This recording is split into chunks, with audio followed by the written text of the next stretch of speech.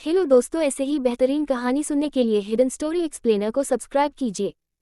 Episode 26 सच्चाई और राजवंश फैमिली की खुशी। उनकी बात सुनकर प्रिया घबराने लगी क्योंकि उसकी दोस्त यहीं पर खड़े थे। तभी रोमी प्रिया की तरफ देखते हुए बोली, प्रिया तुमने तो कहा था कि ईशानी इस घर की गोद ली हुई बेटी है, तो फिर तुम्हारे दादाजी ये क्यों बोल रहे हैं कि वो इस घर की असली बेटी है? उसकी बातें घर के सभी लोग सुन पा रहे थे। उनकी बात सुनकर सदर्शित गुस्से में बोला, ईशानी इस घर की असली बेटी है, कोई गोद ली हुई बेटी नहीं है। और फिर प्रिया की तरफ देखकर बोला, आगे से ध्यान रखना, अगर तुम्हारी या तुम्हारे किसी दोस्त की वजह से ईशानी को परेशानी हुई तो मुझसे बुरा कोई नहीं होगा। दर्शित की बात सुनकर प्रिया को बहुत गुस्सा आ रहा था। उसके दोस्त उसे अजीब नजरों से देख रहे थे, इसलिए वो झूठी आंसू बहाकर अपने दोस्तों की तरफ देखकर बोली, सॉरी, मैं झूठ नहीं बोलना चाहती थी, पर अब तक फैमिली ने अनाउंस नहीं किया है कि ईशानी इस घर की असली बेटी है और मैं एक गोद ली हुई बेटी हूँ, इसलिए मुझे लगा अगर मैं अनाउंस होने से पहले अगर ईशानी की सच्चाई बता दी तो शायद प्रॉब्लम हो सकती है, इसलिए मैंने सच नहीं बताया। बट मेरा कोई और इरादा नहीं था डैड, मोम, भाई, मैं सच कह रही हूँ। उसे रोते हुए देखकर आरती जी का दिल पिघल गया। वो उसे प्यार से बोली, मुझे पता है ये तुम्हारी गलती नहीं है और तुम भी इसी घर की बेटी हो। अपनी मॉम की बात सुनकर प्रिया दिल ही दिल में खुश हो गई। उसे पता था उसे रोते हुए देखकर उसकी मोम को जरूर बुरा लगेगा। आखिरकार वो इतने सालों से उनके साथ है, ईशानी की वजह से वो कभी अपने हक नहीं छोड़ने वाली थी। फिर वो तिरछी नजरों से अपने दोस्तों को देखने लगी जो अब नॉर्मल लग रहे थे, शायद वो उसकी बातों से कन्विंस हो गए थे। इस वक्त उसे ईशानी पर भी बहुत गुस्सा आ रहा था। उसे समझ नहीं आ रहा था ईशानी जैसी बेवकूफ़ की में ऐसा क्या खास है जो सब उसे पसंद करते हैं, ऊपर से उसकी आइडेंटिटी उससे बहुत सुपीरियर है। वो चाहकर भी डॉक्टर ईशा की आइडेंटिटी या फिर विश्वंभर सहाय जैसी बड़ी शख्सियत का फेवर नहीं हासिल कर सकती थी। तो फिर ईशानी ने इतने ही सालों में इतना सब कुछ कैसे अचीव कर लिया? गुस्से से उसकी मुठियां कसी हुई थी, जलन और नफरत उसके आंखों में साफ साफ नजर आ रही थी। तभी बाहर से रेहान और अयान अंदर आए तो उन्हें हॉल में ही सब दिख गए। हॉल का माहौल इतना अजीब देखकर वो दोनों भी सबके पास आ गए। उन्होंने प्रिया को आंखों में आंसू देखा और बाकी सब भी वही थे। तो रेहान ने पूछा, क्या हुआ है यहाँ? रेहान की बात सुनकर प्रिया के दोस्त नीता ने वहाँ जो जो हुआ था सब कुछ बता दिया। वो रेहान को बहुत पसंद करती थी, इसलिए वो ज्यादातर प्रिया की क्लोज रहती थी ताकि उसे रेहान कभी न कभी अपना बना ले। उसकी बात सुनकर रेहान और अयान की आंखें बड़ी बड़ी हो गई। अयान ने शौक होते हुए पूछा, क्या विश्वंभर सहाय मतलब हमारे देश के प्रेसिडेंट? और दैनिक सहाय उनके बेटे जो इंडिया की एजुकेशन मिनिस्टर है? उसकी हैरानी देखकर रेहान ने उसे चिकोटी काटी और बोला, और किसके बारे में बात करेंगे वो लोग पागल? किसी ने कुछ नहीं कहा। सुकेत जी के दिमाग में तो बस यही चल रहा था कि ईशानी अब उनसे कोई रिश्ता नहीं रखना चाहती है। अगर पहले वो सब इथानी को अपनाने से मना ना करते तो शायद ईशानी पहले जैसी होती। आरती जी के दिमाग में भी यही चल रहा था।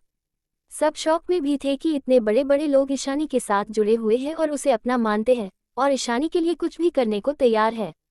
सबको लग रहा था जैसे ईशानी उनसे बहुत दूर चली गई। आज सबके दिलों में एक दर्द महसूस हो रहा था। वही राजवंश विला में इस वक्त तेजस, दक्ष और नव्या सबके सामने बैठे थे। वरुण तो मोक्ष के ऑफिस से ही अपनी ऑफिस के लिए निकल गया था।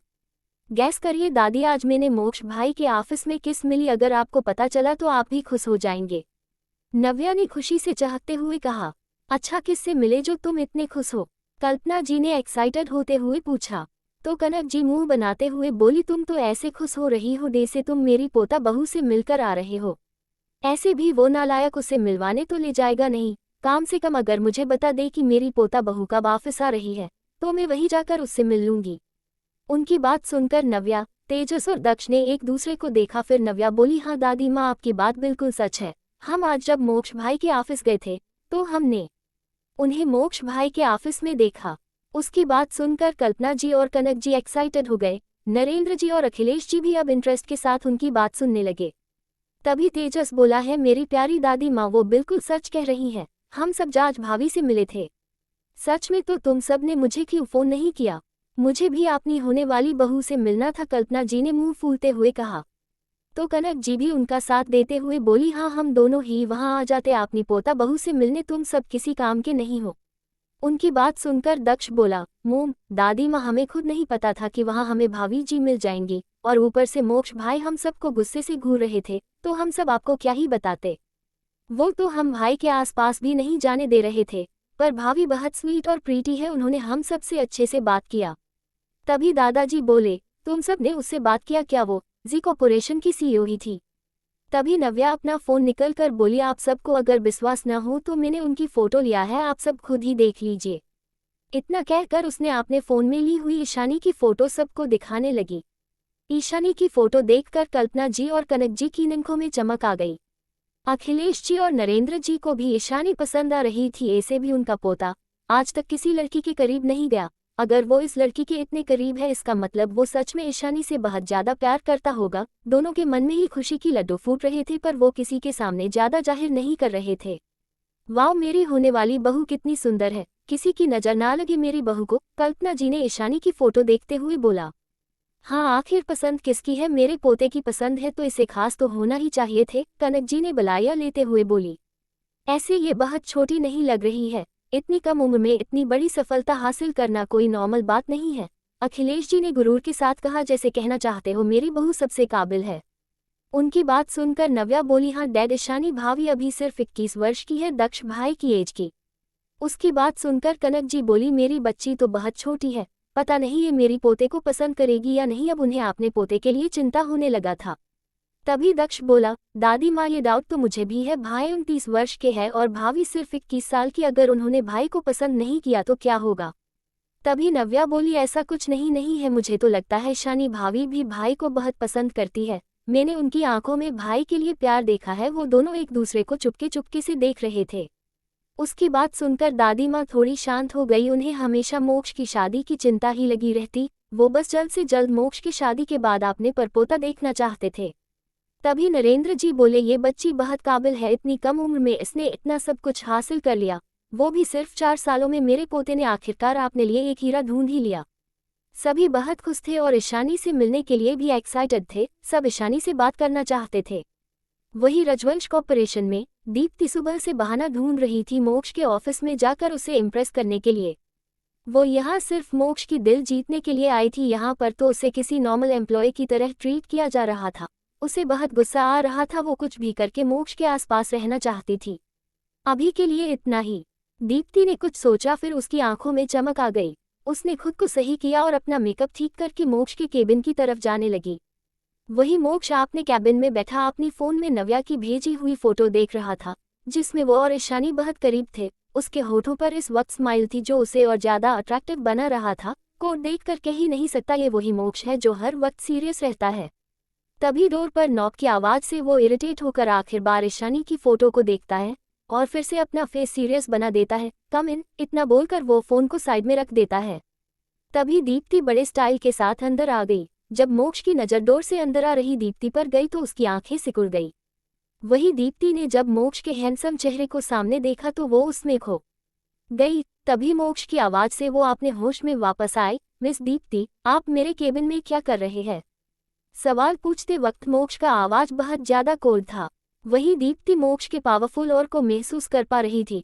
वो मोक्ष के हैंडसम चेहरे को देख रही थी। मोक्ष का रुड होना उसे बुरा नहीं लगता था, बल्कि वो तो मोक्ष को और भी ज्यादा डिटरमाइंड हो जाती थी उसे पाने के लिए। उसे हमेशा से यही लगता था कि उसे हर चीज बेस्ट मिलना चाहिए और उसकी नजरों में मोक्ष सबसे ज्यादा बेस्ट था, पैसों में भी, पावर में भी। और उसका सोचना था वो मोक्ष के लिए बिल्कुल परफेक्ट है। तभी दीप्ति आगे आकर चेयर के पास खड़ी हो गई और शर्मा कर बोली, मोक्ष, मुझे डैड ने बोला जब मैं ज्वाइन कर ली तो तुमसे आकर मिलूं, पर सुबह तुम्हारे असिस्टेंट ने मुझे अंदर नहीं आने दिया तो मैं अभी तुमसे मिलने के लिए आ गई। ये कहते हुए वो शर्माते हुए मोक्ष को देख रही थी, बिल्कुल एक शर्मीली लड़की की तरह। वो अपनी अदाओं में मोक्ष को रिझाना चाहती थी।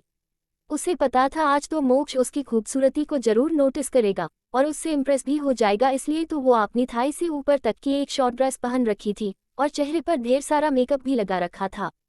तभी उसकी सपने पर पानी फेरते हुए मोक्ष अपनी सर्द आवाज में बोला, मिस दीप्ति, आपके लिए बॉस बोलना अच्छा रहेगा। शायद आप भूल रही है आप यहाँ एम्प्लॉय है और मुझे मेरे नाम से बुलाने का हक मैंने किसी को नहीं दिया। आगे से इस बात का ध्यान रखना, वरना मुझे 1 मिनट नहीं लगेगा मेरे कंपनी से किसी कचरे को बाहर फेंकने में। मोक्ष के मुंह से आपने लिए कचरा सुनकर दीप्ति का चेहरा पीला पड़ गया। वो यहाँ सज धज के सिर्फ मोक्ष के लिए ही तो आई थी, तो फिर वो उसे ऐसे कैसे ट्रीट कर सकता है? अगर कोई और होता तो जरूर उसकी खूबसूरती में पागल हो जाता, पर यहाँ मोक्ष उसे एक नज़र देख भी नहीं रहा है और तो और उसे कचरा की तरह ट्रीट करके उसकी इंसल्ट भी कर रहा है। आप जा सकती है मिस दीप्ति। मोक्ष की बातों से दीप्ति ने मोक्ष को देखा, फिर ठीक है बोलकर बाहर चली गई। गुस्से में उसकी मुठिया कसी हुई थी। नहीं, मैं ऐसे हार नहीं मान सकती, मुझे कुछ भी करके मोक्ष को अपना बनाना है, नहीं तो मेरा इस कंपनी में आने का कोई मतलब नहीं रह जाएगा। मोक्ष सिर्फ मेरा है, मैं उसे पाकर रहूंगी, चाहे मुझे कुछ भी क्यों ना करना पड़े। इतना कहकर दीप्ति अपनी केबिन की तरफ बढ़ गई। शाम का वक्त। मेहरा मेंशन में इस वक्त महाजन फैमिली और सेठी फैमिली आए हुई थी। ईशानी को छोड़कर घर के सभी बड़े वही थे, दादा दादी भी वही थे, क्योंकि आज समीर और सेठी फैमिली की बेटी सुहान सेठी की सगाई की डेट फिक्स होने वाली थी। उसी दिन राहुल और प्रिया की मंगेतर होने वाली बात भी अनाउंस होने वाली थी।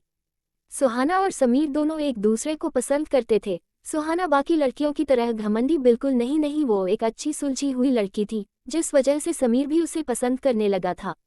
तभी सुहाना के पापा निर्मल सेठी, सुकेत जी और बाकी सबको देखकर बोले, क्यों न हम अगले हफ्ते ही बच्चों की सगाई करा दे। उनकी बात से सब सहमत लग रहे थे, तो सबने भी उनकी बातों पर हामी भर दिया। तभी सुहाना की मां बनीता जी बोली, हमने सुना है आपकी बेटी ईशानी वापस आ गई है, तो कहाँ है वो, कहीं दिख नहीं रही है। उनकी बात सुनकर सबको सुबह वाला सीन याद आ गया। उनके चेहरे पर परेशानी साफ झलकने लगी। समीर भी चाहता था कि ईशानी आज यहाँ सबके साथ रहे, पर उसे पता था ईशानी यहाँ नहीं आएगी। वही प्रिया को गुस्सा आ रहा था, उसे समझ नहीं आ रहा कि जब वो यहाँ है तो बनीता जी ईशानी के बारे में क्यों पूछ रही है। वो इस घर की बेटी है, ईशानी इस घर की प्रिंसेस कभी नहीं बन पाएगी, ना ही उसकी जगह ले पाएगी जो बचपन से उसकी है। वही महाजन फैमिली में सबका मुंह बन गया। मोहिनी जी और रोमिका को ईशानी बिल्कुल पसंद नहीं थी। उन्हें ईशानी गवार लगती थी, जो सालों से अनाथ आश्रम में थी। उन्हें तो प्रिया ही सबसे अच्छी और मॉडर्न लगती थी, कैसा उन्हें पसंद था। ऐसे भी प्रिया इस घर में मेहरा फैमिली में ही पाली बड़ी थी, और उन्हें ये भी पता था इस घर में कोई भी ज्यादा ईशानी को पसंद नहीं करता था और ना ही ध्यान देता था। और उन्हें ये भी पता था कि ईशानी की जी शेयर होने चाहिए, वो सब शेयर प्रिया को मिलेंगे, तो जाहिर सी बात है उन्हें लगता था कि प्रिया को ही मेहरा फैमिली अपनी असली बेटी मानते हैं। पर उन्हें नहीं पता वो पहले की बात थी। अब घर में ज्यादा कोई ईशानी को नापसंद नहीं करता था, और ऐसे भी ईशानी के पास इतना प्रॉपर्टी है जो उनकी जैसे महाजन फैमिली के बिजनेस डे से 1000 कंपनियां चुटकियों में खड़ी कर सकती है, तो उसे भला इस छोटे से शेयर की क्या की जरूरत। तभी आरती जी बोली, वो आपने रूम में है, थोड़ी देर बाद आ जाएगी, आप सब स्नैक्स लीजिए। आरती जी ये सब ईशानी की टॉपिक की बातों को टालने के लिए कह रही थी। उन्हें भी पता था ईशानी को बुलाने का कोई फायदा नहीं है। फिर सब बातें करने लगे। प्रिया तो बार बार राहुल से ही चिपक रही थी। वो सबको ये दिखाना चाहती थी कि भले ही ईशानी इस घर की असली बेटी हो, पर आज भी सब प्रिया को ही वैल्यू देते हैं। वो खुद को एक एलिगेंट लड़की की तौर पर प्रेजेंट कर रही थी, ताकि घर वालों को लगे कि ईशानी उसके सामने कुछ भी नहीं है, और इसी वजह से राहुल ने ईशानी के बदले उसे चुना है। पर उस बेवकूफ को कौन समझाए कि ईशानी को राहुल जैसे कचरों में कोई इंटरेस्ट ही नहीं है। तभी बाहर गाड़ियां रुकने की आवाज आए और थोड़ी देर में नकुल, जैकी और उनके साथ एक हैंडसम लड़का अंदर आया। मेहरा फैमिली, सेठी फैमिली और महाजन फैमिली असमंजस से उन तीनों के देख रही थी। मेहरा फैमिली भी सिर्फ नकुल को ही पहचानते थे, पर उसके साथ आए दोनों लड़कों को वो नहीं जानते थे। वहीं नकुल की अब रिग्रेट हो रहा था कि उसने जैकी और वेदसिर की जिद की वजह से जैकी को यहाँ लाया, क्योंकि जैकी अपनी मुंह सिकुड़ते हुए सबको घूर रहा था, जैसे अभी सबको यहाँ से डराकर भागा देगा। नकुल ने जैकी को आपने पीछे कर दिया और बोला, माफ करना, हमें नहीं पता था आज आपके घर मेहमान हैं, हमें बस मैम से कुछ काम था, इसलिए हम बिना परमिशन लिए आ गया। नकुल की बात सुन जैकी, जिसे कुछ नहीं पता था कि यहाँ क्या हो रहा है, उसने नकुल से बोला, तुम इन सबसे क्यों माफी मांग रहे हो, ये कौन होते हैं हमें ईशानी मैम से रोकने वाले। देखने में तो किसी ड्रामा में पार्ट लेने वाले जोकर लग रहे हैं सब के सब। जैकी की ऐसी घमंड भरी बात सुनकर नकुल को खंबे से अपना सिर पीटने का मन कर रहा था। वही घरवाले तो शौक में जैकी को देख रहे थे, जो उनके ही घर में खड़ा होकर उन्हें इंसल्ट किए जा रहा था। पर जैकी के लिए तो ये बात नॉर्मल था, क्योंकि वो सबसे ऐसे ही बात करता था। ऊपर से ईशानी की वजह से वो उसे किसी का डर नहीं था, क्योंकि उसे पता था भले ही ईशानी उस पर गुस्सा करती थी, पर वो जैकी को अपना भाई जैसा मानती है। तभी निर्मल सेठी की नज़र नकुल के पीछे खड़े लड़के पर गई, जो चुपचाप हाथ बंधे खड़ा था। उसे देखकर निर्मल सेठी अपनी जगह से उठकर खड़े हो गए। उन्हें ऐसे हड़बड़ी में खड़ा होता देख सब उनकी तरफ ही देखने लगे। निर्मल जी अपनी होठों पे मुस्कुराहट लिए उस लड़के के पास जाकर अपना हाथ आगे करके बोले, हेलो मिस्टर सहगल। उनकी बात सुनकर उस लड़के ने, जिसका नाम वेद था, उसने निर्मल जी की तरफ देखा, फिर बिना किसी भाव के उनसे हाथ मिला लिया।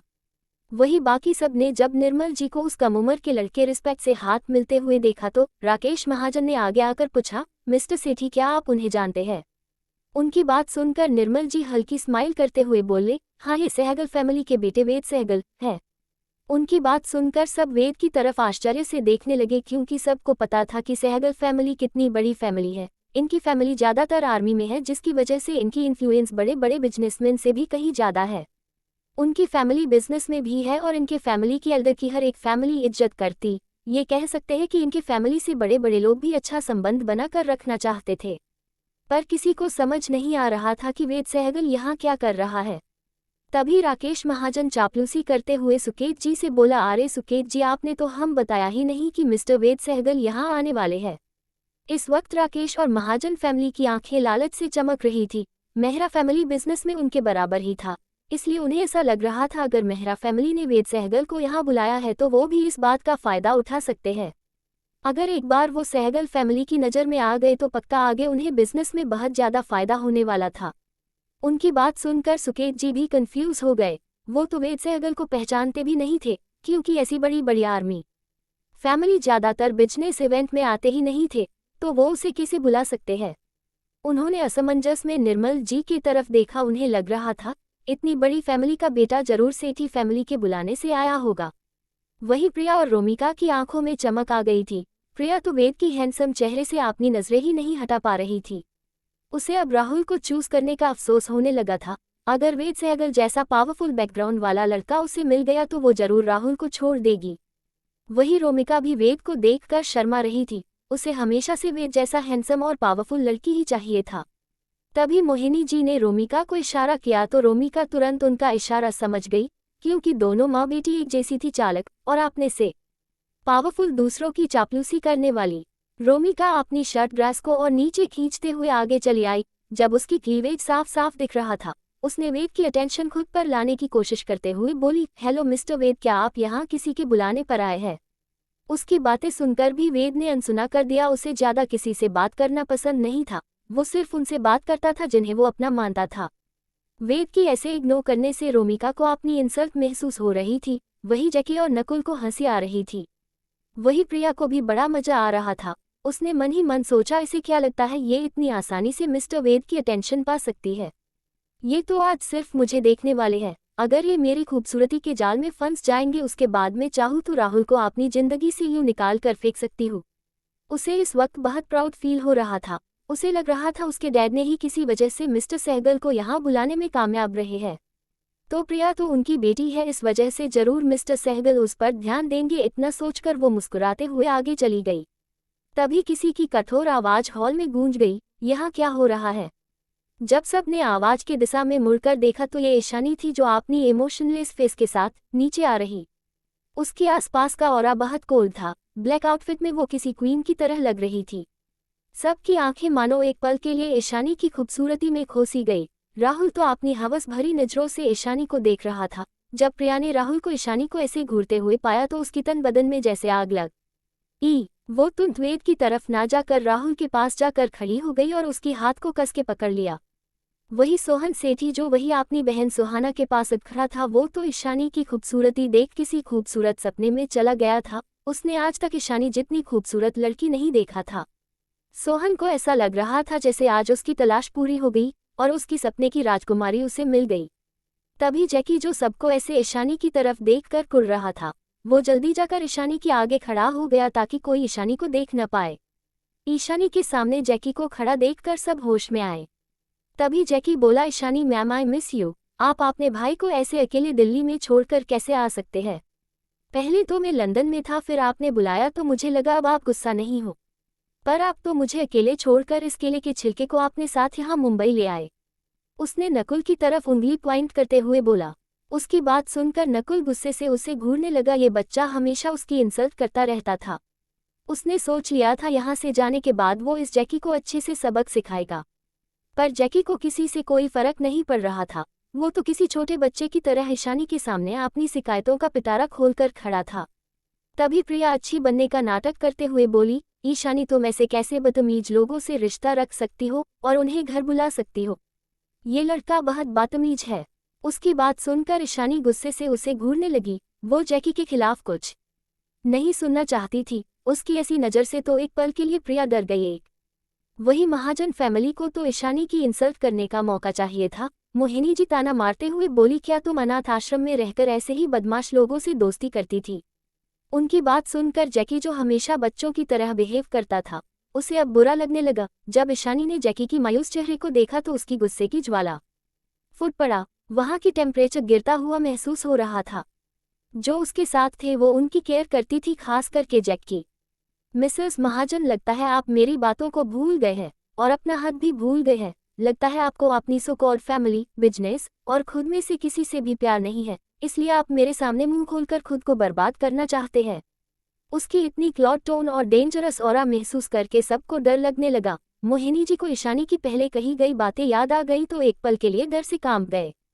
वही मेहरा फैमिली जानती थी अगर ईशानी चाहे तो सच में महाजन फैमिली को बर्बाद कर सकती है। वही प्रिया तो भूल ही गई थी कि ईशानी की आइडेंटिटी क्या है और उसके पीछे कितने बड़े फैमिली है। वो बस ईशानी को नीचा दिखाना चाहती थी और घर वाले और बाकी फैमिली के साथ वेद के सामने खुद को एक अच्छी संस्कारी लड़की दिखाना चाहती थी, जो ईशानी से बहुत अच्छी है, और ईशानी को बुरी दिखाना चाहती थी ये कहकर कि उसकी कोई मैनर्स नहीं है और वो बुरे लोगों के साथ इन्वॉल्व है। पर अब उसकी प्लानिंग काम नहीं आ रही थी। तभी सब ने देखा वेद चलकर उनके पास आ रहा है। ये देखकर प्रिया और महाजन फैमिली खुश हो गए, पर वेद उन्हें क्रॉस करके ईशानी के पास चला गया और ईशानी को गले लगा लिया। शांत हो जाओ ईशु, इतना ज्यादा गुस्सा तुम्हारे लिए ठीक नहीं है। अगर तुम्हें किसी पर गुस्सा आ रहा है तो तुम सबक सिखाने में खुद की एनर्जी वेस्ट मत करना।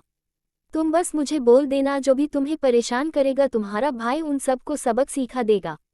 उसकी बात सुनकर ईशानी वेद को देखने लगी, जो उसे किसी छोटी बच्ची की तरह पकड़ के खड़ा था। वही वहां खड़े सभी लोग ये दृश्य देखकर हैरान थे। उन्हें समझ नहीं आ रहा था ये मिस्टर वेद ईशानी को कैसे जानते हैं, और उसकी बात सुनकर तो वो और भी ज्यादा शॉक में। सब आंखें फाड़े उनकी तरफ ही देख रहे थे। प्रिया और रोमिका तो जल भून कर राख हो रही थी। क्यों सारे अच्छी चीज ईशानी को क्यों मिल रही है? यहाँ तक कि रायजादा फैमिली और सहाय फैमिली भी ईशानी से इतना प्यार करते हैं और उसे अपनी बेटी मानते हैं। ईशानी में इतना क्या खास है जो सब उसे ही पसंद करते हैं? और वो जो बरसों से मेहरा फैमिली की प्रिंसेस है, ईशानी उससे आगे कैसे जा सकती है? प्रिया बस गुस्से से मुठियां कसते हुए यही सब सोच रही थी। वही बाकी घर वाले, सेठी फैमिली, महाजन फैमिली भी वेद और ईशानी को बेयकीनी से देख रहे थे। तभी ईशानी वेद से दूर होते हुए आंखें छोटी करते हुए बोली, भाई आप यहाँ क्यों आए हैं? वो भी मुझे बिना बताए। उसकी बात सुनकर वेद, जो दुनिया के सामने हमेशा सीरियस फेस लेकर घूमता था और कोल्ड बिहेव करता था, उसने अपनी बातीसी दिखाते हुए बोला, तुम यहाँ हो पर मुझसे मिली नहीं, इसलिए मैं तुम्हें सरप्राइज देना चाहता था मेरी प्यारी ईशु। उसकी बात सुनकर ईशानी नकुल की तरफ घूर कर देखने लगी। उसे पता था नकुल ही उन्हें यहाँ लाया है। नकुल जो इनोसेंट फेस बनाकर खड़ा था, ईशानी को ऐसे खुद को घूरता पाकर उसने हकलाते हुए बोला, मैम इसमें मेरा कोई गलती नहीं है, ये दोनों ही मुझे ब्लैकमेल करके जिन करके यहाँ लेकर आए हैं। नकुल की बात सुनकर जैकी उसे घूरने लगा। उसे क्या जरूरत थी ईशानी मैम के आगे ये सब बोलने की? पर ईशानी को पता था कि जरूर बात कुछ और है, क्योंकि साथ में वेद था तो जरूर वो यहाँ उसे। इतना सोचकर वो रुक गई। अब उसे समझ आ गया कि वेद भाई यहाँ क्या करने आए हैं। ईशानी अच्छे से समझ गई थी कि वेद भाई यहाँ क्यों आए हैं। उसने अपनी आंखें छोटी करके बोली, भाई आपको नहीं लगता आप एक्टिंग में बिल्कुल भी अच्छे नहीं हैं? उसकी बात सुनकर वेद सकपका गया और मन ही मन सोचा, इसकी आंखों से कोई चीज छुप ही सकती, पर पापा ने जो कहा है मुझे वो करना ही होगा, वरना वो मुझे घर में घुसने भी नहीं देंगे। फिर वो ईशानी की तरफ देखकर इनोसेंट फेस बनाकर कहता है, मेरी प्यारी ईशु, क्या तुझे अपनी इस मासूम भाई पर शौक है? मैं तो बस तेरे साथ कुछ वक्त बिताना चाहता हूँ। मैंने सोचा तुमसे इतने दिनों बाद मिल रहा हूँ तो हम साथ में घूमेंगे और मस्ती करेंगे। वही नकुल हैरान नजरों से वेद की देखते हुए मन में बोला, कितने झूठे हैं ये वेद सर, ये तो जैकी से भी 2 कदम आगे ड्रामे करने में। क्योंकि नकुल अच्छे से जानता था कि वेद क्या करने की कोशिश कर रहा है। वही समीर, दर्शित, रेहान और अयान को बिल्कुल अच्छा नहीं लग रहा था ईशानी का किसी और को भाई कहना, पर वो कर भी क्या सकते थे? उन्होंने ही पहले ये हक ईशानी से छीना था और अब ईशानी उनसे कोई रिश्ता नहीं रखता चाहती थी। आज वो किसी और को भाई कह रही हैं। आज उन चारों को एहसास हो रहा था कि जब कोई अपना आपको अपनाने से मना करके आपकी जगह किसी दूसरे को दे दे तो कैसा लगता है। उन सबने भी ईशानी को अपनी बहन नहीं माना था और प्रिया को ही हमेशा उसके सामने पैम्पर किया था। अगर वो थोड़ा सा भी प्यार ईशानी को उस वक्त देते तो शायद आज वेद की जगह वो होते और सिचुएशन कुछ अलग होती। चारों की दिल में एक टीस सी उठ रही थी। चारों ने एक दूसरे को देखा, फिर नजर फेर कर ईशानी की तरफ देखने लगे। तभी सुकेत जी आगे आकर बोले, मिस्टर वेद, क्या आप दोनों एक दूसरे को जानते हैं? उनकी आवाज़ सुनकर वेद, जो ईशानी को मनाने में बिजी था, उसने मुड़कर उनकी तरफ देखा। बाकी सब भी वेद के कुछ बोलने का इंतजार कर रहे थे। वेद की आंखें, जो कुछ पल पहले ही ईशानी से बात करते वक्त तारों की तरह चमक रही थी, अब फिर से कोल्ड हो गई थी और वो बोला, हाँ ईशानी मेरी बहन है, घर में सबकी जान बसती है ईशानी में। मुझे मेरे डैड ने ईशानी को घर लाने के लिए भेजा था, पर उसने अभी घर जाने से मना कर दिया था, इसलिए मैं आज यहाँ आ गया था क्योंकि मुझे मेरी बहन के साथ वक्त बिताना था। फिर मोहिनी महाजन और प्रिया की तरफ देखकर बोला, और हाँ मेरी बहन के बारे में अगली बार अगर किसी ने कुछ कहा तो उसे सहगल फैमिली का सामना करना पड़ेगा। इशू फैमिली की जान है, अगर डैड या दादाजी यहाँ होते और उनके सामने इशू के लिए कोई ऐसे ही बोलता तो अब तक डैड उन्हें बर्बाद कर चुके होते। क्योंकि बात जब ईशानी की आती है तब सहगल फैमिली ये नहीं देखेगा कि सामने कौन है, कितना पावरफुल है, दोस्त है या दुश्मन है, सहगल फैमिली उसे बर्बाद करने में कोई कसर नहीं छोड़ेगा। उसकी बात सुनकर महाजन फैमिली डर गई। राकेश को अपनी बेवकूफ़ बीवी पर बहुत गुस्सा आ रहा था। उसे क्या जरूरत थी ईशानी की इंसल्ट करने की, वो कुछ पल चुप नहीं रह सकती क्या? सबको समझ आ रहा था कि ये सब वेद मोहिनी जी और प्रिया को देखकर ही कह रहा है। कहाँ राकेश महाजन ये सोच रहा था कि अगर वेद उनकी साइड हो जाए उन्हें कितना प्रॉफिट होगा, और अब तो उन्हें अपनी बिजनेस के लिए भी डर लग रहा था। बाकी सब भी वेद की बातों से इतना समझ गए थे कि ईशानी सहगल फैमिली के लिए कितनी इम्पोर्टेंट है। प्रिया को तो डर लग रहा था, पर अब उसे गुस्सा भी आ रहा था। उसे अपनी बेइज्जती महसूस हो रही थी क्योंकि वेद ने प्रिया के लिए भी ये सब कहा था। वही मेहरा फैमिली में सिर्फ दादा दादी थे जो सामान्य दिख रहे थे। उन्हें ये तो नहीं पता था कि ईशानी सहगल फैमिली को कैसे जानती है, पर उन्हें इस बात की खुशी थी कि उनकी पोती के पास इतने रिश्ते हैं। उन्होंने उसे माँ, बाप, भाई सबके प्यार के लिए तरसते देखा था, पर अब ईशानी के पास इतने रिश्ते थे जो उसे बिना किसी स्वार्थ के प्यार करते थे। अब उन्हें ईशानी की भविष्य की ज्यादा चिंता नहीं थी, वरना उन्हें हमेशा यही टेंशन लगी रहती थी कि अगर उन्हें कुछ हो गया तो ईशानी की क्या होगा, क्योंकि उन्हें पता था कोई भी ईशानी की ख्याल रखने वाला और उसके भविष्य को सुरक्षित करने वाला नहीं था, और उन्हें किसी पर भरोसा भी नहीं था। आरती जी और सुकेत जी आपने उस बेटी को देख रहे थे जिसे उन्होंने ठुकरा दिया था। आरती जी को लगता था प्रिया उनके साथ बचपन से है और उनकी संस्कार और फैमिली में सारा प्यार उसे मिला है, इसलिए वो हमेशा प्रिया को ईशानी से बेहतर मानती थी। प्रिया ईशानी ने से बहुत अच्छी थी, बचपन से फैमिली में रहने की वजह से वो बहुत वेल मैनर्ड और एलिगेंट थी, कैसा कि आरती जी को पसंद था। पर अब ईशानी को ऐसे किसी और को आपने मानते देख पता नहीं क्यों उन्हें बिल्कुल अच्छा नहीं लग रहा था। सुकेत जी का भी यही हाल था। उन्होंने ईशानी को अपनी बेटी कभी नहीं माना था क्योंकि उनकी नज़रों में प्रिया उनकी प्यारी बेटी थी जिसे उन्होंने बचपन से प्यार से बड़ा किया था और प्रोटेक्ट किया था। पर आज इंडिया की 3 सबसे बड़ी फैमिली ईशानी को अपनी बेटी मान रही थी और उसे प्रोटेक्ट करने के लिए वो सब उसके साथ खड़े हैं। अगर वो ईशानी से प्यार करते और प्रोटेक्ट करते तो आज ईशानी शायद ऐसी नहीं होती और शायद बात कुछ अलग होती। ईशानी अब वहाँ कोई ड्रामा नहीं करना चाहती थी, इसलिए उसने दादाजी और दादी माँ की तरफ देखकर बोली, दादाजी, दादी माँ, मैं भाई के साथ बाहर जा रही हूँ, मुझे आने में थोड़ी देर हो जाएगी, आप मेरी चिंता मत करना। ईशानी की बात सुनकर दादा दादी स्माइल करके हाँ बोल देते हैं। तभी वेद उनके पास आकर उन्हें नमस्ते करता है। तभी जैकी भी उनके पास आ जाता है और दांत चमकाते हुए उनके पैर छूकर बोलता है, मुझे भी आशीर्वाद दीजिए कि मैं अपनी इस चार्मिंग और हैंडसम फेस के साथ एक गर्लफ्रेंड बना सकूं। उसकी बात सुनकर दादा दादी को हंसी आ जाती है, बाकी सभी को भी हंसी आ रही थी। नकुल तो उसकी इस बचकानी बात से इरिटेट हो गया था। तभी ईशानी अपनी रौबदार आवाज में बोली, भाई चलिए हम चलते हैं, जैकी को आने की कोई जरूरत नहीं है। इतना कहकर वो बाहर की तरफ चली जाती है। वेद और नकुल भी उसके साथ ही चले जाते हैं। उसकी बात सुनकर जैकी, जो अब तक दादा दादी के पैरों में झुका हुआ था, वो जल्दी में उठा और बोला, मैं बाद में आशीर्वाद ले लूंगा। इतना कहकर वो बाहर की तरफ भाग गया। उसे डर था कि कहीं सच में ईशानी उसे छोड़कर चली ना जाए। वहीं उन चारों के जाने के बाद भी वहां सन्नाटा था, किसी को समझ नहीं आ रहा था क्या बोले सकते। मन में अलग अलग बातें चल रही थी।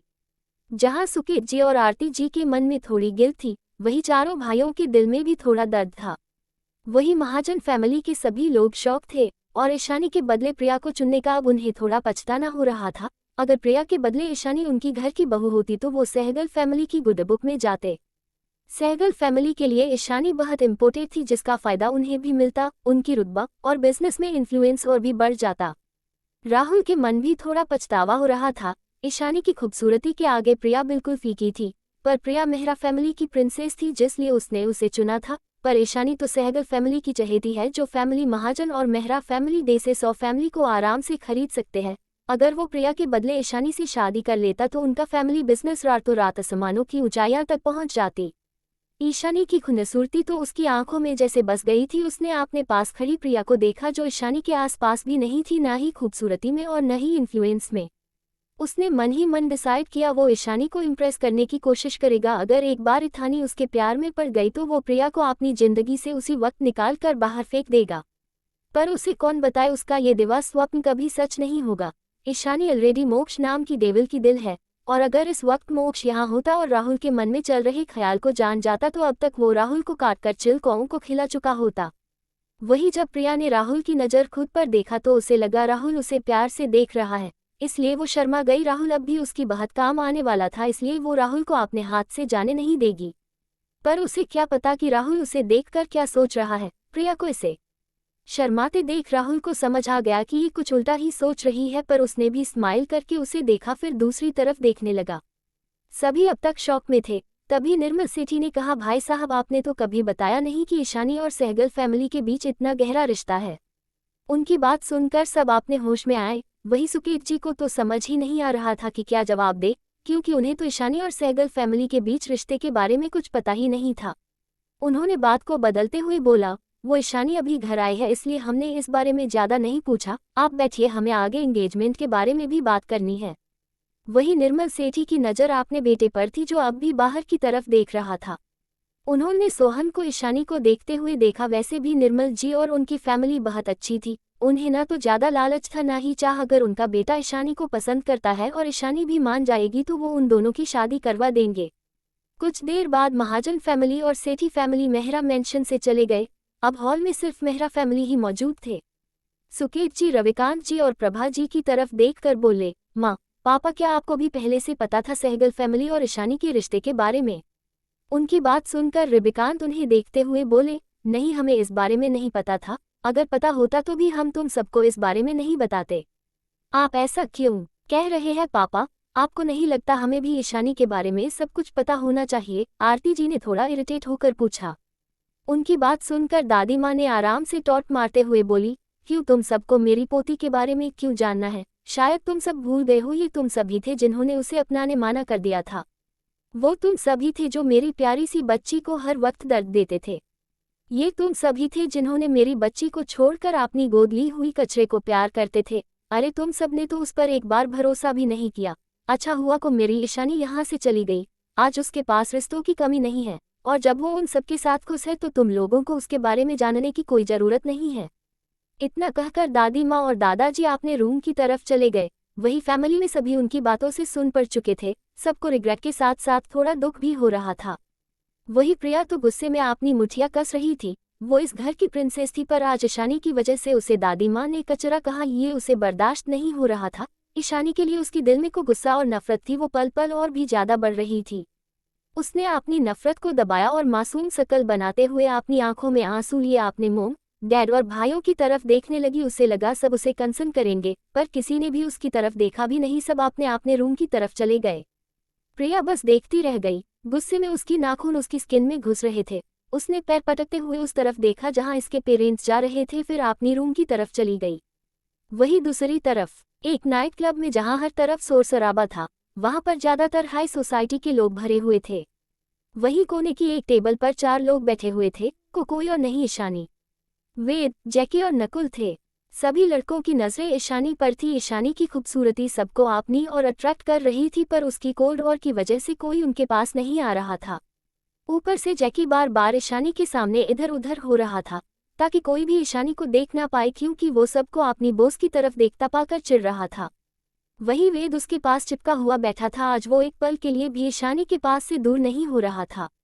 वही नकुल उन दोनों नमूनों को देख रहा था जो ईशानी से ऐसे चिपके हुए थे जैसे ईशानी कोई छोटी बच्ची है और वो उसे प्रोटेक्ट कर रहे हैं। नकुल जानता था वेद ईशानी के पास ऐसे ही बैठा रहेगा, क्योंकि निखिल सहगल ने वेद को ईशानी के ऊपर नजर रखने की जिम्मेदारी दी है। वही उसी क्लब के एक प्राइवेट रूम में इस वक्त पिन ड्रॉप साइलेंस था। रूम में 5 इंसान मौजूद थे। ये 5 लोग मोक्ष, वरुण, तेजस, नमन और मोक्ष की सिक्योरिटी हेड राघव थे। मोक्ष ग्लास डोर से बाहर एक ही दिशा में देख रहा था। उसकी आंखें इस वक्त से आग उगल रही थी। रूम का टेम्परेचर गिरता हुआ महसूस हो रहा था। ये शांत रूम इस वक्त बहुत डरावना लग रहा था। सब मोक्ष को ही देख रहे थे, जो इस वक्त बहुत गुस्से में बाहर देख रहा था, जहां ईशानी, नकुल, जैकी और वेद बैठे थे। अरे यार बस कर, यहीं से घूर घूर कर मार डालेगा क्या? तेजस से अब और ये साइलेंस बर्दाश्त नहीं हुआ तो उसने मोक्ष को देखते हुए बोला। उसकी बात सुनकर मोक्ष ने घूर कर उसे देखा और फिर से ईशानी की दिशा में देखने लगा। इस वक्त मोक्ष का डार्क ऑरा पूरे रूम में फैल रहा था। ईशानी के आसपास उसे कोई भी बर्दाश्त नहीं था। उसका मन कर रहा था जैकी और वेद को अभी इसी वक्त मार डाले। अगर उसका बस चलता तो वो अब तक ये भी कर चुका होता। नकुल को वो अच्छे से जानता था क्योंकि नकुल ईशानी की असिस्टेंट था, पर बाकी दोनों को देखकर उसे बहुत गुस्सा आ रहा था। खासकर वेद के ऊपर तो उसे बहुत गुस्सा आ रहा था क्योंकि वेद ईशानी से चिपका हुआ बैठा था। तभी तेजद ने वरुण से कहा, क्यों न हम भाभी से ही जाकर पूछ ले कि वो लोग कौन है, नहीं तो ये ऐसे ही घूरता रहेगा। तभी मोक्ष ने देखा ईशानी अपनी सीट से उठ गई, पर उसके साथ बैठा लड़का भी उठ गया तो ये देखकर उसे गुस्सा आ गया। उसकी हिम्मत कैसे हुई मेरी बेबी डॉल को छूने की? वही थानी जो वॉशरूम के बहाने उठकर जा रही थी, जब उसने वेद को भी अपने साथ खड़ा देखा तो उसकी आंखें सिकुड़ गई। भाई मैं बस वॉशरूम जा रही हूँ, थोड़ी देर में आ जाऊंगी, आपको मेरे साथ आने की जरूरत नहीं है, ईशानी ने वेद को समझाते हुए कहा। मोक्ष तो ईशानी के पीछे ही जाना चाहता था, पर ईशानी को चिढ़ते हुए देख उसे वहीं बैठकर इंतजार करना सही लगा। अगर ईशानी गुस्सा होकर चली गई तो वो ईशानी के ऊपर अच्छे से नजर नहीं रख पाएगा। अगर ऐसा कुछ हुआ तो इसके दादाजी और डैड मिलकर उसे बिना साबुन पानी के धो देंगे। जब अंदर मोक्ष ने देखा ईशानी अकेली जा रही है तो वो भी उठकर रूम से बाहर चला गया। वरुण, तेजस, नमन और राघव ने एक दूसरे को देखा, फिर चुपचाप बैठ गए। मोक्ष को गुस्से में देखकर उन्हें पता था मोक्ष जरूर ईशानी के पीछे गया है। वहीं ईशानी ने वॉशरूम में जाकर आपने वॉच में एक बटन को प्रेस किया तो वो वॉच के आगे एक आईपैड साइज का स्क्रीन दिखने लगा। ईशानी ने कुछ मैसेज टाइप किया, फिर सेंड करने के बाद उस स्क्रीन पर एक लोकेशन शो होने लगा। उस लोकेशन को देखकर ईशानी के चेहरे पर डेविल स्माइल आ गई। इस वक्त ईशानी की स्माइल इतनी खतरनाक थी कि उसे देखकर कोई भी डर जाता। फिर ईशानी ने वॉच के साइड बटन को प्रेस कर दिया तो स्क्रीन गायब हो गई। अब वो वॉच फिर से पहले की तरह एक नॉर्मल बांच की तरह दिखने लगा। ईशानी फिर वॉशरूम से बाहर चली गई। वो कॉरिडोर से जा ही रही थी कि तभी किसी ने ईशानी की हाथ पकड़कर साइड में खींच लिया। ईशानी को पहले ही एहसास हो गया था कि कोने में कोई है, पर उसने ज्यादा ध्यान नहीं दिया था। जब ईशानी को एक जानी पहचानी खुशबू और छुअन का एहसास हुआ तो ईशानी ने ऊपर देखा, जहां मोक्ष उसके सामने खड़ा था। उसकी आंखों में इस वक्त गुस्सा था। वही मोक्ष जो गुस्से में थे। जैसे ही उसकी आंखें ईशानी की आंखों से मिली तो दोनों जैसे एक दूसरे के आंखों में खो गए। पर तभी मोक्ष को ईशानी और वेद की करीबी याद आ गई तो उसे फिर से गुस्सा आने लगा। उसने ईशानी की कमर से कस के पकड़ लिया और एक हाथ ईशानी के सिर के पीछे ले गया और ईशानी की होठों को अपने होठों से बंद कर दिया और उसे शिद्दत के साथ घूमने लगा। ईशानी जो मोक्ष की आंखों में खो गई थी, मोक्ष का उसे ऐसे किस करने से वो होश में आए। वो इतनी स्ट्रांग थी कि एक झटके में मोक्ष से खुद को छुड़ा सकती थी, पर पता नहीं क्यों वो मोक्ष को खुद से दूर नहीं कर पा रही थी। ये उसकी दूसरी किस थी, पर उसे मोक्ष की किस से वही एहसास, वही प्यार भरा स्पर्श महसूस हो रहा था जो उसे 2 साल पहले हुआ था। वो मोक्ष की इस किस में खोती जा रही थी। ईशानी की हाथ अपने आप मोक्ष की बलों में चलने लगे। उसकी आंखें बंद हो गई और वो भी मोक्ष को धीरे धीरे रिस्पॉन्स देने लगी। वही मोक्ष जो पागलों की तरह ईशानी की होठों को चूम रहा था और अपने होठों के बीच दबा के शक कर रहा था। जब उसे एहसास हुआ कि ईशानी भी उसका साथ दे रही है तो वो और भी ज्यादा वाइल्ड हो गया। मोक्ष वाइल्डली ईशानी को किस कर रहा था। 15 मिनट बाद जब ईशानी को सांस लेने में थोड़ी प्रॉब्लम होने लगी तो मोक्ष ना चाहते हुए भी ईशानी को छोड़ दिया। ईशानी गहरी गहरी सांसें ले रही। मोक्ष की नज़र अब भी ईशानी पर ही थी। जब उसकी नज़र ईशानी की ऊपर नीचे हो रही सीने पर गई तो उसका गला सूखने लगा। उसका मन कर रहा था अभी फिर से ईशानी को किस कर और उसे अपना बना ले। जब ईशानी की नज़र मोक्ष की नज़र पर तो उसने उसकी नज़र का पीछा किया। जब उसने मोक्ष की नज़र कहाँ पर है देखा तो उसका चेहरा गुस्से और शर्म की वजह से लाल हो गया। मोक्ष ने खुद को मुश्किल से कंट्रोल किया और ईशानी की तरफ देखा जिसका पूरा चेहरा लाल हो गया था। इस वक्त वो बिल्कुल पके हुए टमाटर की तरह लग रही थी। उसे गुस्से और शर्म से लाल होता हुआ देखकर मोक्ष के चेहरे पर एक छोटी सी मुस्कान आ गई। उसने ईशानी को अपने गले लगा लिया और उसकी बलों में हाथ फेरकर उसे शांत करने लगा। ईशानी की शरीर की भीनी भीनी खुशबू उसे मदहोश कर रहा था। इस खुशबू को वो कभी नहीं भूल सकता जो उसे पूरी तरह से अपनी कंट्रोल खोने पर मजबूर कर देता था। उसने आपन सिर थोड़ा नीचे झुका लिया और ईशानी की गर्दन पर आपने होंठ रख दिया। उसकी इस हरकत पर ईशानी के अंदर सिरहंसी दौड़ गई। उसकी सांसें जो थोड़ी नॉर्मल हो गई थी अब फिर से भारी होने लगी। वो चाहकर भी मोक्ष को रोक नहीं पा रही थी। मोक्ष की करीबी से वो हमेशा मदहोश हो जाती थी। मोक्ष अब धीरे धीरे ईशानी की गर्दन को चूमने लगा। चूमते हुए उसने ईशानी की गर्दन पर आपने दांत गड़ा दिए। मोक्ष का ऐसे अचानक बाइट करने से ईशानी की हल्की चीख निकल गई। ईशानी अपनी मदहोशी से बाहर आकर मोक्ष को खुद से दूर करने की कोशिश करते हुए बोली, लिव मी। मोक्ष ने ईशानी को और भी ज्यादा टाइटली हग कर लिया और उसके बालों को स्निफ करते हुए ईशानी की खुशबू को अपने अंदर समाते हुए अपनी हस्की वॉइस में बोला, shush dot move baby doll, वरना मैं अपनी कंट्रोल खो दूंगा। और ये तुम्हारी पनिशमेंट थी, किसी और लड़के की इतने पास जाने की। और आगे से याद रखना, अगर तुम दोबारा मुझे किसी और की इतना करीब दिखी तो मैं भी नहीं जानता मैं क्या करूँगा बेबी डॉल। तुम सिर्फ मेरी हो बेबी डॉल, सिर्फ मेरी। इतना कहकर मोक्ष ने ईशानी की दोनों गालों पर अपना हाथ रख दिया और अपने माथे को ईशानी के माथे से जोड़ लिया। वही ईशानी तो मोक्ष की बातें सुनकर मोक्ष को देखती रह गई। उसकी कानों में बार बार एक ही वर्ड गूंज रहा था, बेबी डॉल। मोक्ष की बातों में उसके लिए प्यार, पागलपन, जुनूनियत सब नजर का रहा था। ईशानी की नज़र मोक्ष की आंखों पर थी जो इस वक्त बंद थी, और उसकी चेहरे पर खुशी थी। उसने मोक्ष को टाइटली हग कर लिया। खुद पर ईशानी की पकड़ महसूस करके मोक्ष की होठों पर एक जंग जीतने वाली स्माइल आ गई। खुद को शांत करके दोनों एक दूसरे से अलग हुए, पर अब भी मोक्ष का हाथ ईशानी की कमर पर था। उसने ईशानी की आंखों में देखा और बोला, क्या हुआ बेबी डॉल। इस वक्त मोक्ष की आंखों में एक चमक चीह। ईशानी उसकी काली गहरी आंखों में देखते हुए बोली, तुम मुझे पहचान गए थे ना, तो फिर तुमने मुझे बताया क्यों नहीं। उसकी बात सुनकर मोक्ष की होंठों पर एक स्माइल आ गई। उसने हंसते हुए बोला, मैं पहले अपनी बेबी डॉल का दिल जीतना चाहता था, पर आज तुम्हें उस लड़के के साथ देख। इतना कहकर वो रुक गया। उसके आंखों के सामने फिर से वेद और ईशानी की करीबी आ गई तो गुस्से में उसकी पकड़ ईशानी पर कस गई। अच्छा, तो तुम्हें जलन हो रही है, ईशानी ने डेविल स्माइल करते हुए बोला। हाँ, मुझे हो रही है जलन। मेरे सीने में आग लगी हुई है, मन कर रहा है उस लड़के को अभी मार डालें। मोक्ष की बात सुनकर ईशानी की आंखें छोटी हो गई। जब मोक्ष की नज़र ईशानी पर गई तो वो चुप हो गया।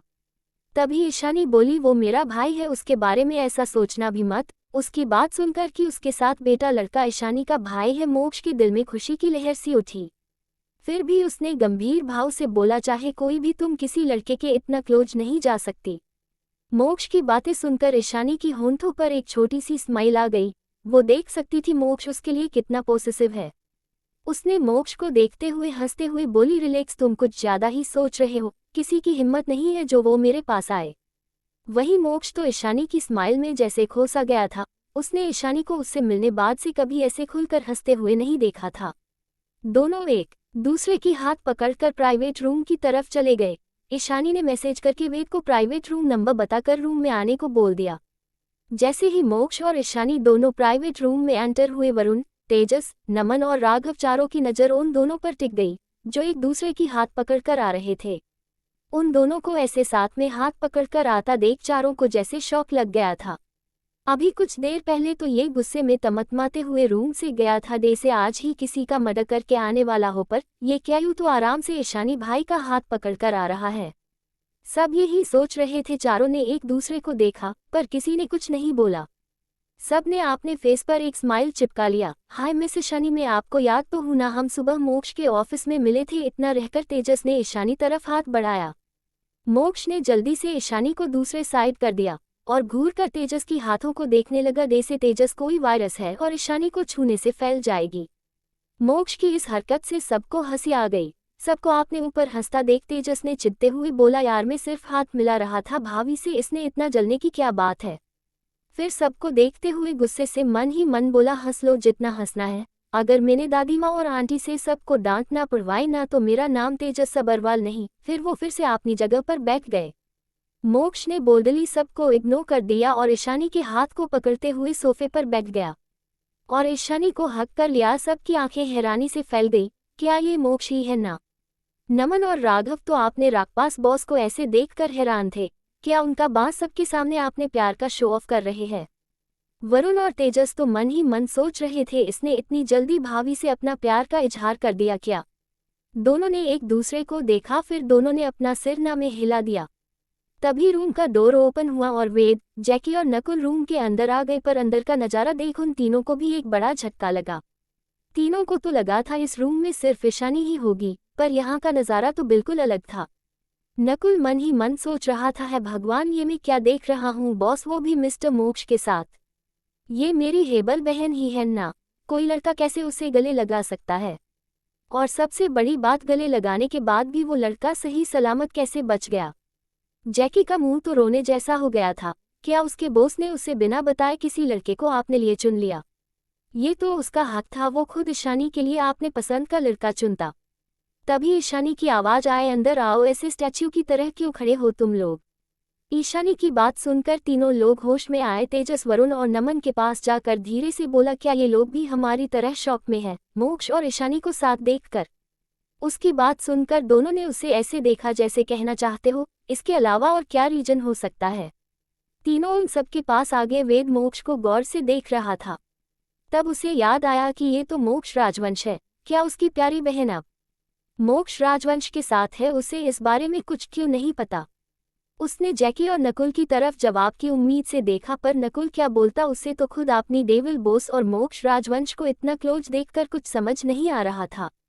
और जैकी, उसे तो कुछ भी नहीं पता था।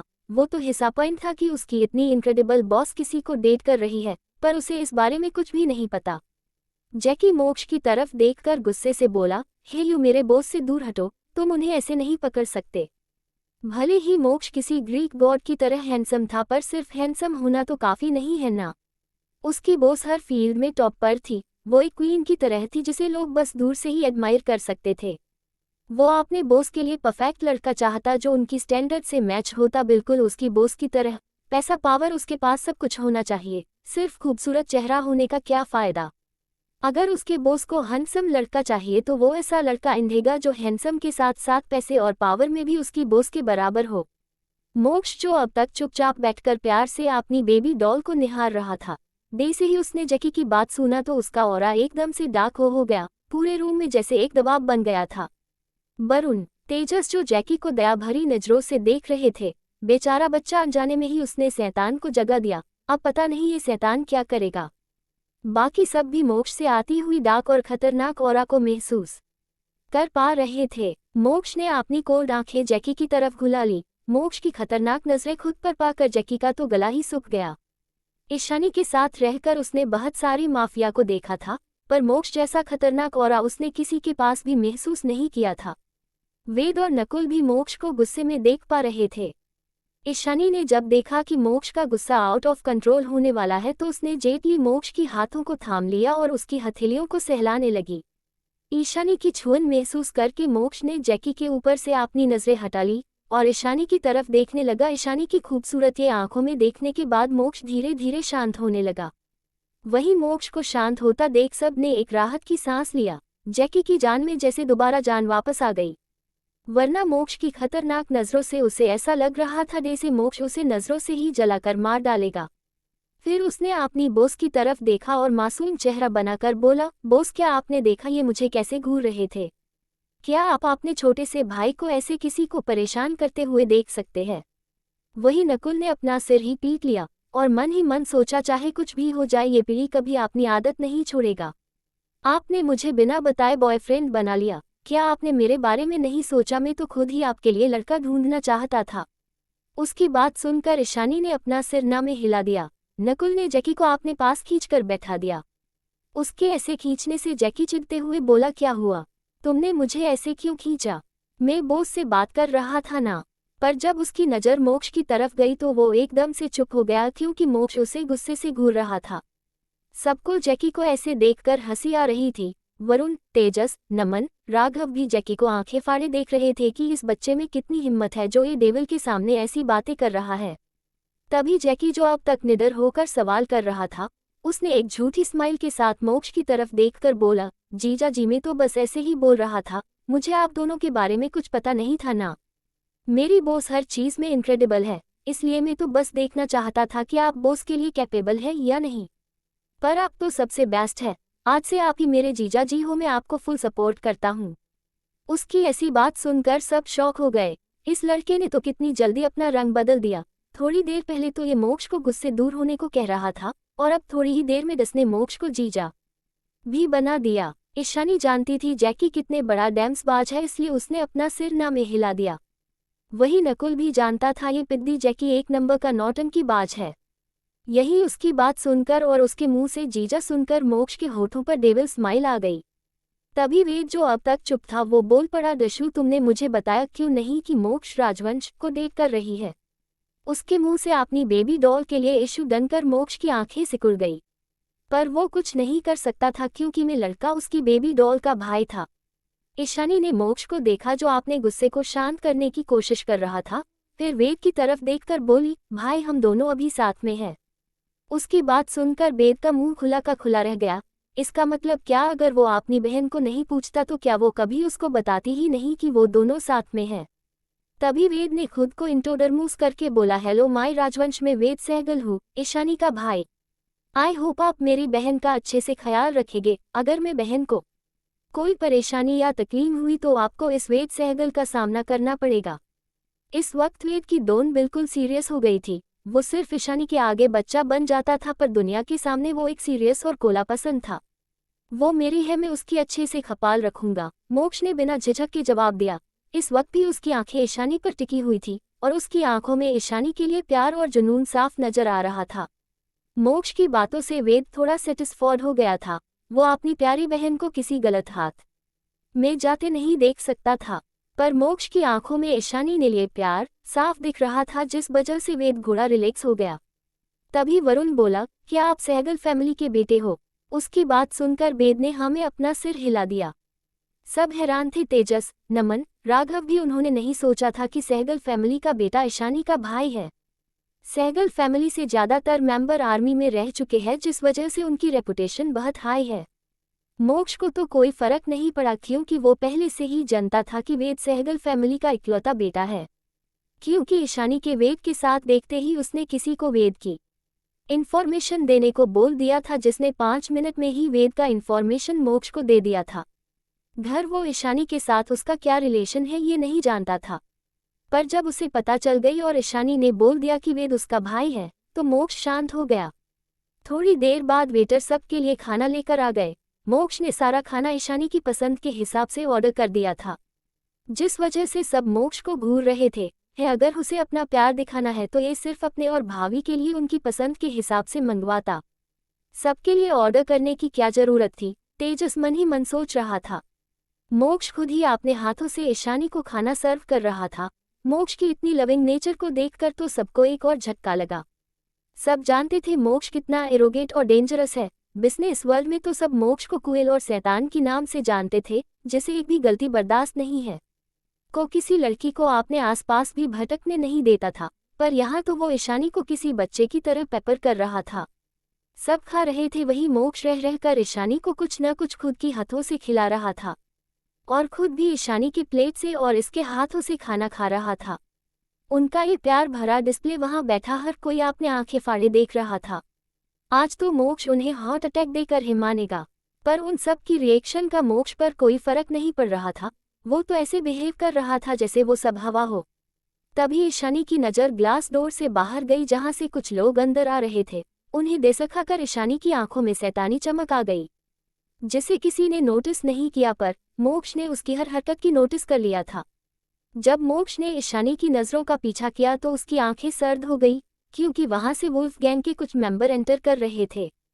तभी नकुल की नज़र भी बाहर से आ रहे लोगों पर गई तो वे ईथानी को देखने लगा, फिर वेद को देख जो चुप था और उसका नज़र भी ईशानी पर नहीं थी। ये देखकर नकुल बुरा रिलैक्स हो गया, क्योंकि उसे पता था वेद सर चाहे जितना भी कोशिश कर ले आज वो बॉस को रोक नहीं पाएंगे। आज मौत का तांडव होना तो पक्का है। मोकरा ने ईशानी का चेहरा अपने तरफ घुमाया और फिर से खाना खिलाने लगा। उसे बिल्कुल बर्दाश्त नहीं हो रहा था ईशानी को उसे छोड़कर किसी और को देखना। वही ईशानी को मोक्ष की हरकतों पर प्यार के साथ हंसी भी आ रही थी। वहीं उसी क्लब के एक प्राइवेट रूम में कुछ लोग अपने हाथों में शराब के ग्लास लिए बैठे हुए थे। 2 लोग सोफे पर आमने सामने बैठे हुए थे। 3-4 लड़कियां जो घुटने तक ड्रेस में उन सबको ड्रिंक सर्व कर रहे थे। रूम में मौजूद लोग हावसी नजरों से उन लड़कियों को देख रहे थे, तो कोई उन्हें जबरदस्ती छू रहा था। वो लड़कियां खुद से उनकी छुजन को दूर भी नहीं कर पा रहे थे, उनकी आंखों में आंसू थे। फिर लाचारी से उन लोगों के बीच खड़े थे, जैसे उन लोगों की उम्मीद टूट गई हो। देखकर ही लग रहा था उन सबको यहाँ जबरदस्ती लाया गया होगा। क्या सारा माल तैयार है? सोफे पर बैठे इंसान ने अपने सामने वाले इंसान से पूछा। हाँ, जितना बोला था उतना ही, उससे एक भी कम, ज़्यादा नहीं, बस मुझे उन सब की सही कीमत चाहिए। इस बार मुझे उन सब को उठाने में बहुत मेहनत करनी पड़ी है, क्योंकि क्वीन हाथ धोकर मेरे पीछे पड़ी हुई है, इसलिए टारगेट पूरा करना इतना आसान नहीं था। उस आदमी की बात सुनकर सामने वाला इंसान हंसते हुए बोला, तुम्हें क्वीन से इतना डर क्यों रहे हो? आखिरकार तो बेस की बॉस हो, और अब तो बॉस भी तुम्हारे साथ है, तो डरने की कोई जरूरत नहीं है। वो आदमी जो कि वुल्फ गैंग की बॉस का राइट हैंड रॉकी था, उसने सामने बैठे बेस का लीडर जिसका नाम सुधीर था उसे बड़े घमंड भरे अंदाज में कहता है। फिर सुधीर को देखते हुए बोला, बॉस ने कहा है आज रात को 10 बजे सबको शिप तक लेकर आने हैं, वहां से हमारे लोग सब संभाल लेंगे। वही रॉकी की बात सुनकर वो लड़कियां कांपने लगती है, उनकी आंखों से झरझर आंसू बहने लगती है। वो समझ गए कि उन्हें भी ये लोग यहाँ से भेज देंगे। अब तक तो उन्हें एक उम्मीद थी कि शायद वो लोग बच जाएंगे, पर अगर यहाँ उन लोगों को कहीं और भेज दिया गया तो उन लोगों के बचने को चांसेस न के बराबर ही है। वही प्राइवेट रूम में सब ने खाना खा लिया था। ईशानी इस वक्त यहाँ से जाना चाहती थी। वो जिस वजह से यहाँ आई थी उससे पहले भी काम पूरा करना था। ईशानी ने नकुल को इशारा किया तो नकुल तुरंत ईशानी का इशारा समझ गया। वहीं मोक्ष ने ईशानी को नकुल को इशारा करते हुए देख लिया था, पर वो चुपचाप बैठा था। वो देखना चाहता था कि आखिर उसकी बेबी डॉल करना क्या चाहती है। उसकी आंखों में एक क्यूरियोसिटी थी। तभी नकुल ईशानी की तरफ देखते हुए बोला, मैम हमें यहाँ से जाना चाहिए, कल हमारी एक मीटिंग है, लेट भी हो गया है, आपको घर जाकर रेस्ट भी करना है। नकुल की बात सुनकर मोक्ष मन ही मन डेविल स्माइल कर रहा था। क्या उसकी बेबी डॉल यहाँ से जाने का बहाना ढूंढ रही है और यहाँ से जाने के लिए नकुल का सहारा ले रही है? इथानी ने भी हाँ में अपना सिर हिला दिया और जाने के लिए उठ गई। वेद और जैकी भी उठ गए जाने के लिए। मोक्ष ने ईशानी को हक कर लिए। उसे पता था उसकी बेबी डॉल जरूर किसी और वजह से यहाँ से जा रही है, पर इस वक्त उसका अपनी बेबी डॉल को फॉलो करने का कोई इरादा नहीं था। ईशानी, वेद, जैकी और नकुल के बाहर जाने के बाद मोक्ष और बाकी सबका चेहरा गंभीर हो गया। नमन ने एक रिकॉर्डिंग चालू कर दिया जिसमें से 2 लोगों की आवाज आ रही थी। ये आवाज किसी और की नहीं, सुधीर और रॉकी का था। उन दोनों को तो पता ही नहीं था कि उस रूम में माइक्रोचिप लगाया गया है जिस वजह से कोई उन्हें सुन सकता है। उन दोनों की बात सुनकर तेजस गुस्से में अपनी मुठियां कसते हुए बोलता है, कितने घटिया है ये लोग, इंसानों को चीज समझते हैं। पता नहीं कितनी लड़कियों की जिंदगी बर्बाद किया होगा इन लोगों ने। मन तो कर रहा है अभी सबको मार डालूं। सिर्फ तेजस ही नहीं, उस रूम में हो रही बातों को सुनकर बाकी सबको भी गुस्सा आ रहा था। वही क्लब के बाहर वेद ईशानी के साथ ही जाना चाहता था, पर ईशानी ने उसे घर जाने को बोलकर खुद की गाड़ी में बैठ गई। वेद जानता था ईशानी को शायद पता चल चुका है कि वेद उसका पीछा कर रहा है और नजर रख रहा है, पर ईशानी को सच में घर के लिए जाते हुए देखकर वो थोड़ा रिलैक्स हो गया, क्योंकि भी नहीं चाहता था कि उसकी बहन कोई मुसीबत में पड़े। क्योंकि उसे उसके दादाजी पापा को अच्छे से पता था कि जब ईशानी को निखिल सहगल के ऊपर हुए अटैक के बारे में पता चलेगा तो ईशानी जरूर इन्वेस्टिगेशन करेगी और को भी दूसरी हुआ ईशानी उन्हें जरूर सजा देगी। वो ईशानी की ताकत को जानते थे, पर वो ये भी जानते थे जिसने भी उन पर अटैक करवाया है वो भी जरूर बहुत ज़्यादा पावरफुल होगा। इसलिए वो नहीं चाहते थे कि ईशानी इस सब में उलझे और ईशानी की कोई भी परेशानी हो या कोई उसे चोट पहुंचाए। इसलिए उन्होंने अटैक वाली बात को ईशानी से छुपाने की बहुत कोशिश किया था। पर ईशानी तो ईशानी थी, माफिया क्वीन, उसे आखिरकार कैसे पता नहीं चलता कि किसने अटैक किया है। जैसे ही ईशानी की कार वहां से निकली, वेद भी अपने बॉडीगार्ड के साथ वहां से निकल गया। ईशानी की कार थोड़ा आगे जाकर रुक गई। सामने से एक कार और आ रहा था। उस कार को देखकर ईशानी ने यूटर्न ले लिया और तेजी से उसकी कार फिर से क्लब की तरफ चली गई। जैकी और नकुल दोनों को ही सब कुछ पता था, इसलिए उन्हें कोई फर्क नहीं पड़ा। वो लोग भी चुपचाप बैठ गए। तीनों ने अपनी चेहरे पर मास्क लगा लिया था। कुछ मिनट में उनकी कार फिर से उसी क्लब के बाहर आकर रुक गई। तीनों कार से बाहर आकर क्लब के अंदर चले गए। उनके जाने के बाद दूसरे कार से भी 6-7 लोग निकलकर अंदर चले गए। सबकी चेहरे पर इस वक्त मास्क था। अंदर ऐसे ही सब एंजॉय कर रहे थे। ईशानी, जैकी, नकुल तीनों प्राइवेट एरिया की तरफ चले गए। वहीं अंदर उस प्राइवेट रूम में जहां सुधीर और उसके आदमियों के साथ वुल्फ गैंग के सभी मेंबर्स नशे में डूबे हुए थे, वहीं वो 4 लड़कियां डरी सहमी नजरों से अपने आसपास के हवसी दरिंदों को देख रहे थे। जिन लोगों ने जबरदस्ती उन्हें यहाँ लाया था और आज उन्हें बाहर भेजने वाले थे। जिस वजह से बेस का लीडर इन चारों लड़कियों को जिन्हें उसने किडनैप करवाया था, उन्हें वहां प्रेजेंट करने के लिए लाया था।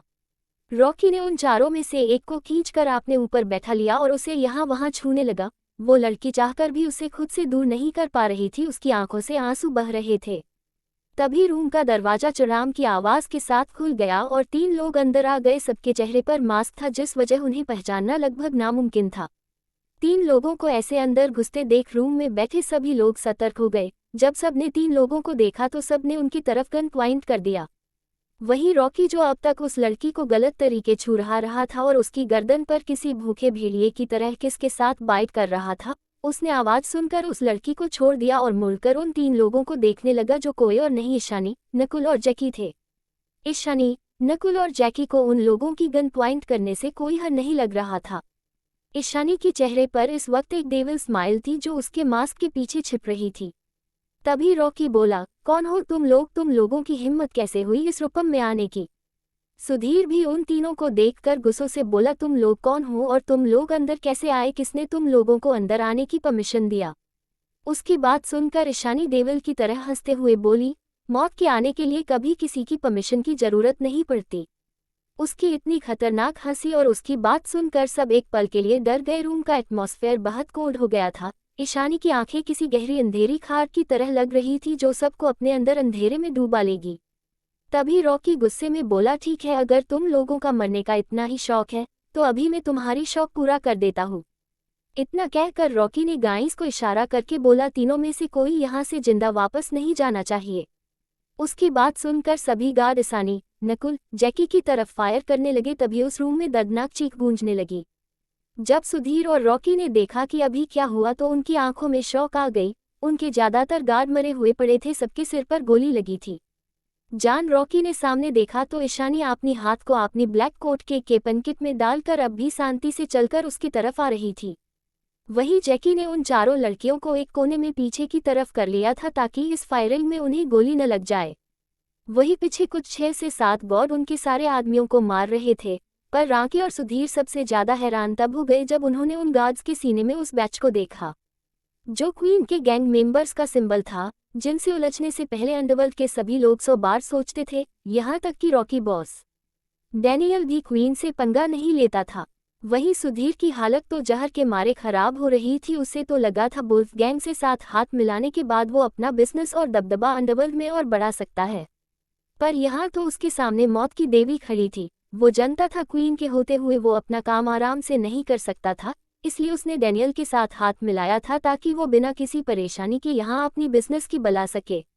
दोनों के मुंह से एक साथ निकला क्वीन। रॉकी ने भले ही कुछ देर पहले कहा था कि सुधीर को क्वीन से डरने की जरूरत नहीं है, पर इस वक्त अपने सामने क्वीन को देखकर उसकी हालत भी खराब हो रही थी।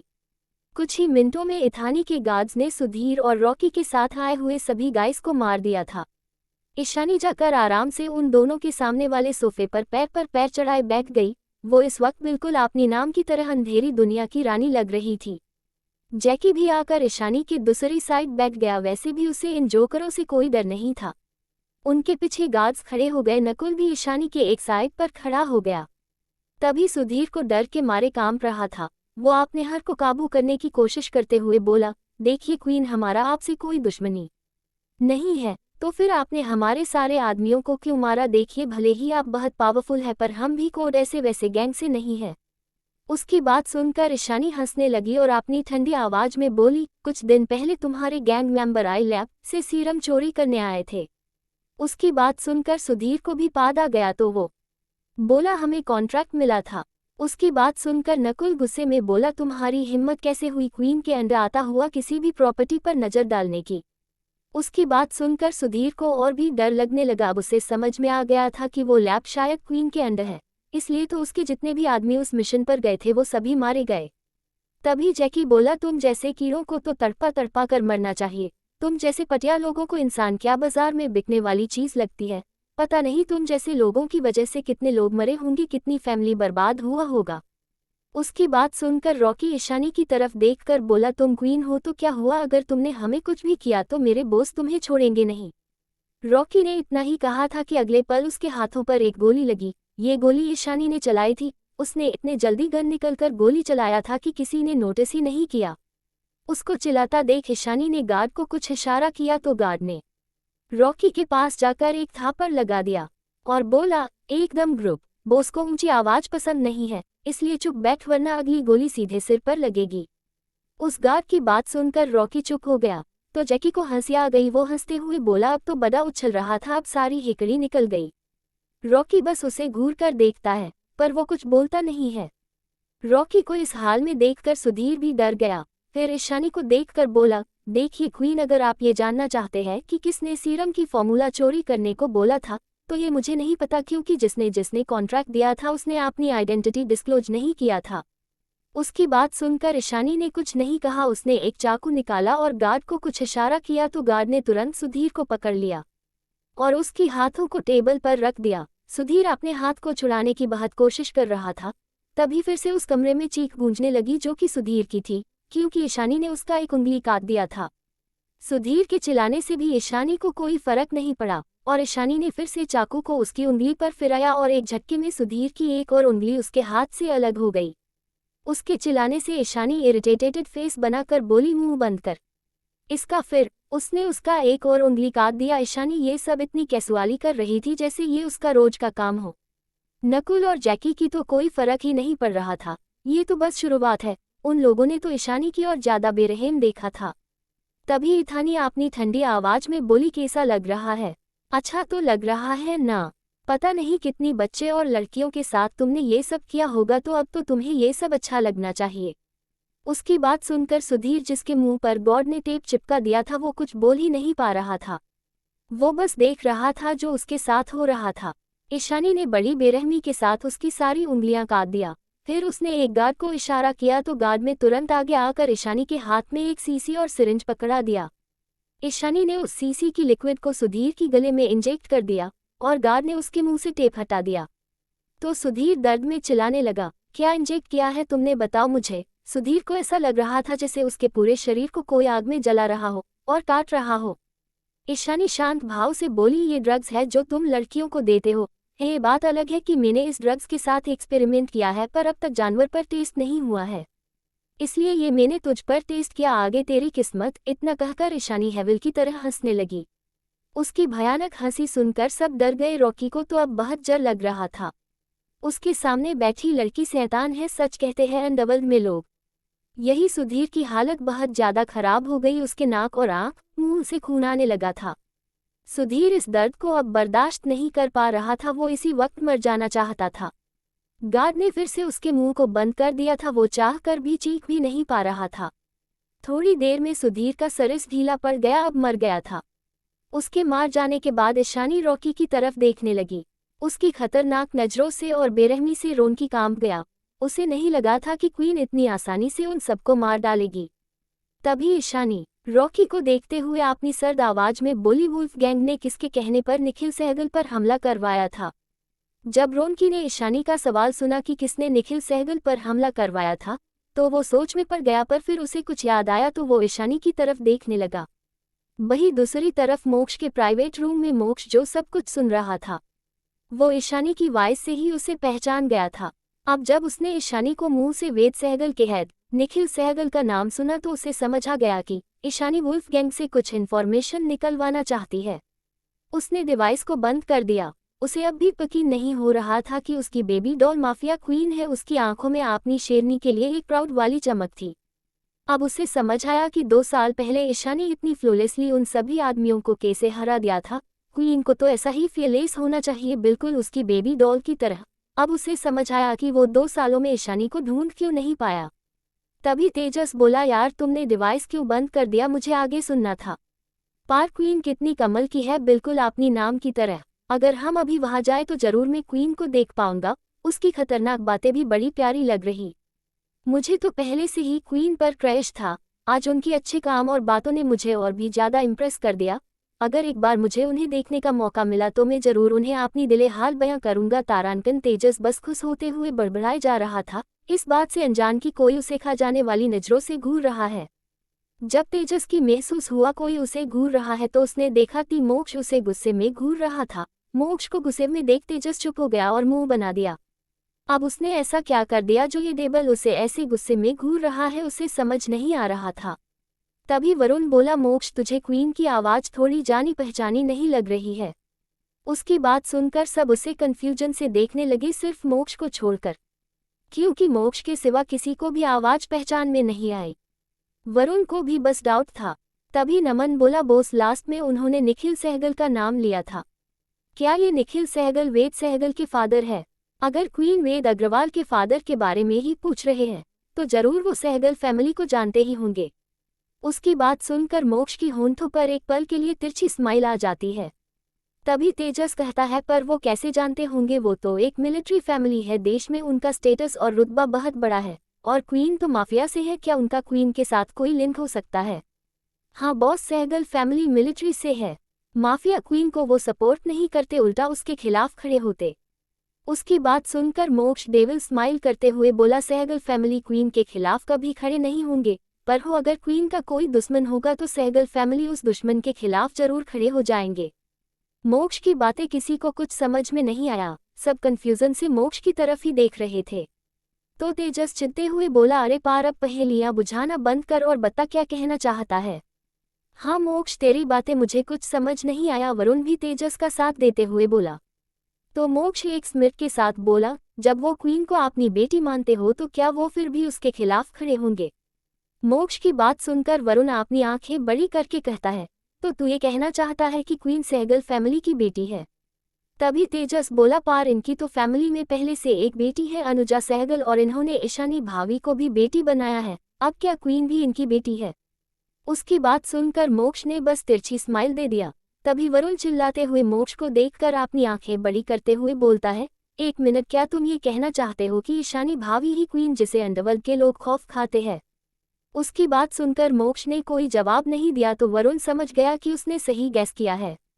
सबको एक झटका सा लगा। तेजस का तो मुंह खुला का खुला ही रह गया, वो मोक्ष को देखने लगा कहीं पे डेविल उसे गुस्से में मार ना डाले। सब समझ गए उनकी ईशानी भाभी कोई आम लड़की नहीं है, उनकी पावर भी मोक्ष के बराबर ही है। तो राघव हंसते हुए कहता है, बोस आपने तो बिल्कुल अपनी टक्कर की लड़की चुना। सच मैं भी भाभी का फैन था, मैंने उनके बारे में बहुत कुछ सुना था और आज मैंने उन्हें देख भी लिया। मुझे तो उनकी पावर और फाइटिंग को देखने का मन कर रहा है। उसकी बात सुनकर नमन भी कहाँ पीछे रहने वाला था, वो भी अपनी लेडी बॉस की तारीफ करके अपने बॉस के सामने अच्छा बनना चाहता था, इसलिए उसने बोला, बॉस मैं तो उन्हें अपना आइडियल मानता हूँ, वो बिल्कुल आपकी तरह परफेक्ट है, बिजनेस स्किल में भी और फाइटिंग में भी। तेजस और वरुण उन दोनों को देख रहे थे जो इथानी की तारीफ करके मोक्ष की गुड बुक में आना चाहते थे। उनकी बात सुनकर मोक्ष को अपनी बेबी डॉल पर और भी प्राउड फील हो रहा था। उसकी बेबी डॉल सिर्फ इकलौती ऐसी बड़ी ही लड़की है जो उसे सरप्राइज कर देती थी और उसे प्यार में पागल बना देती थी। मोक्ष ने नमन और राघव को देखकर बोला, उस लोकेशन पर अपने लोगों को भेज दे, उन्हें बच्चे और लड़कियों को उस जगह से सेफली बाहर निकलने को बोलो। ओके बॉस, इतना कहकर नमन और राघव रूम से बाहर चले गए। कुछ देर बाद दूसरे रूम में रॉकी के पूरे बॉडी पर खून था। ईशानी ने रॉकी के बॉडी में भी उसी एक्सपेरिमेंट ड्रग को इंजेक्ट कर दिया था। दर्द में तड़पने के बाद भी वो बस यही बोल रहा था कि उसे कुछ नहीं पता। बार बार एक ही बार सुनकर ईशानी चीड़ गई थी।